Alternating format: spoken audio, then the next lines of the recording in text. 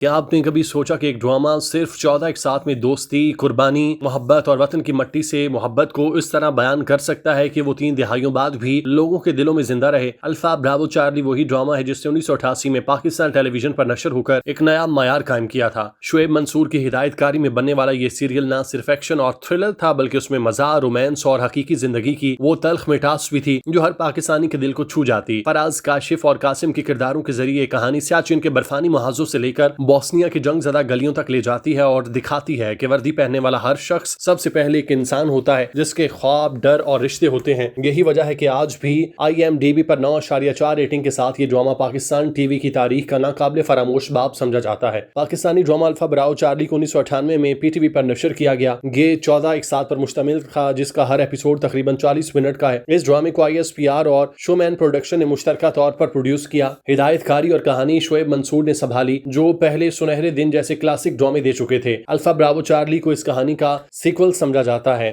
لیکن اس بار کردار نئے تھے اور پس منظر زیادہ وسیع تھا۔ شوٹنگ کا آخری مرحلہ 4 دسمبر 1997 کو پاکستان ملٹری اکیڈمی کاکول میں مکمل ہوا جس سے ہی اس ڈرامے کی حقیقت پسندی اور پروڈکشن ویلیو کا اندازہ ہوتا ہے۔ نشر ہونے کا دورانیہ مئی 1998 سے جولائی 1998 تک کا تھا اور اس مختصر وقت میں اس نے ناظرین کے دلوں میں ایسی جگہ بنائی کہ آج بھی اس کا ذکر ہوتے ہی لوگوں کے چہروں پر مسکراہٹ آ جاتی ہے۔ کہانی کا مرکز 3 دوست فراز، کاشف اور گلشیر ہیں جو پاکستان ملٹری اکیڈمی سے پاس آؤٹ ہو کر پاک فوج میں کمیشن حاصل کرتے ہیں۔ فراز احمد کا کردار فراز انعام نے ادا کیا جو ایک اصول پسند اور سنجیدہ افسر کے طور پر سامنے آتا ہے اور اسے سیاچن کے محاذ پر تعینات کیا جاتا ہے۔ کاشف کرمانی کا کردار عبداللہ محمود نے نبھایا جو اپنی شرارتوں اور حاضر جوابی سے ہر ماحول کو ہلکا کر دیتا ہے اور بعد میں اسے بوسنیا کی جنگ میں پاکستان کے امن مشن کے ساتھ بھیجا جاتا ہے۔ گلشیر کا کردار قاسم خان نے ادا کیا جو سادہ مزاج اور جذباتی ہے اور پاکستان میں رہ کر اپنے خاندان اور ذاتی مسائل کا سامنا کرتا ہے۔ ان تینوں کی دوستی ان کے الگ الگ محاذوں پر جانے کے بعد قائم رہتی ہے اور یہی دوستی ڈرامے کی روح ہے۔ الفا براوو چارلی کی منفرد پہچان یہ ہے کہ اس نے جنگ کو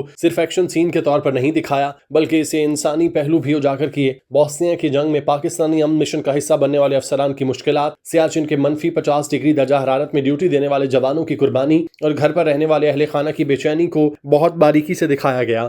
گلشیر کی شادی شہناز سے ہوتی ہے جس کا کردار شہناز خواجہ نے نبھایا اور اس رشتے میں آنے والے اتار چڑھاؤ ڈرامے کو ایک جذباتی گہرائی دیتے ہیں۔ ڈرامے میں اردو کے ساتھ انگریزی اور پشتو کے مکالمے بھی شامل کیے گئے کیونکہ کہانی بوسنیا، سیاچن اور لاہور جیسے مختلف مقامات پر پھیلی ہے۔ زبان کا یہ امتزاج اسے حقیقت کے قریب لاتا ہے اور ناظرین کو محسوس ہوتا ہے کہ وہ کسی فلم کی بجائے حقیقی واقعات دیکھ رہے ہیں۔ پروڈکشن کے لحاظ سے یہ ڈرامہ اپنے وقت سے بہت آگے تھا۔ PTV لاہور سینٹر اور شومین پروڈکشن نے مل کر اس پر کام کیا۔ شوٹنگ کے لیے اصل فوجی مقامات کا انتخاب کیا گیا۔ سیاچن کے سین حقیقی برفانی علاقوں میں فلمائے گئے۔ بوسنیا کے حصے کے لیے لوکیشن اور یونیفارم پر خاص توجہ دی گئی تاکہ بین الاقوامی سامعین بھی اس سے جڑ سکیں۔ موسیقی اور بیک گراؤنڈ سکور بھی کہانی کے ساتھ اس طرح چلتے ہیں کہ ہر سین کا اثر دگنا ہو جاتا ہے۔ ڈرامے کے ڈائریکٹر شعیب منصور نے خود ایگزیکٹو پروڈیوسر کا کردار کیا اور ہدایت کاری میں ہر کردار کو اس طرح تراشا گیا کہ آج بھی یاد رہتے ہیں۔ ناظرین اور نقاد دونوں اس ڈرامے کو بے حد سراہتے ہیں۔ IMDb پر اس کی ریٹنگ 9.4 ہے جو پاکستانی ڈراموں میں سب سے زیادہ ہے۔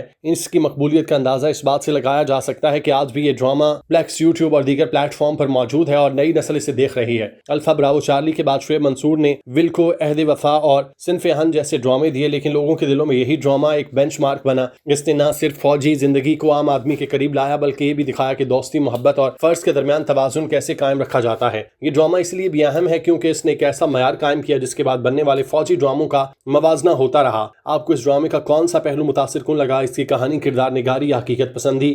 کامنٹس میں ضرور بتائیں۔